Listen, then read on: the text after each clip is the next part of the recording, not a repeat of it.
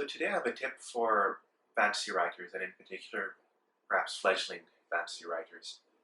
And really, it's a fairly imprecise tip, but I thought it's something that perhaps you guys can play around with.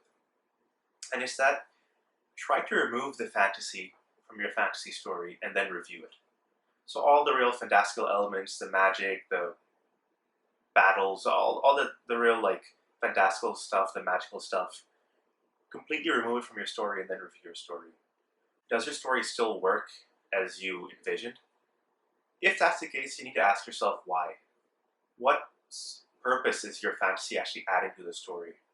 Right? The thing you need to keep in mind with any story, doesn't matter what genre, is that the characters, the plot, the themes, the messaging, all of that, it comes way before anything else. And whatever you use, whether it's sci-fi or fantasy or anything else, that should be to help with those themes and help with those characters, right? It should be a way to bolster whatever you're trying to get across. It shouldn't be in place of any of those things. So if your story is just a bunch of or a series of magical battles and crazy magical feats and all that kind of stuff, that's all great, and I'm certainly not saying take that out. But if you can remove them and then your story functions just as it has been, that's an issue, because then you're basically using fantasy as fluff, right? Fantasy exists to tell the story you want to tell, right? So if you want to tell a story about redemption and struggle with vengeance and there's something like that, the fantasy should just be heightening those elements. But those elements should not, if they can stand alone without the fantasy, then I'm just not sure if your fantasy is really serving its purpose. Right? One part of fantasy is how cool and badass and mystical and all that kind of stuff it can be.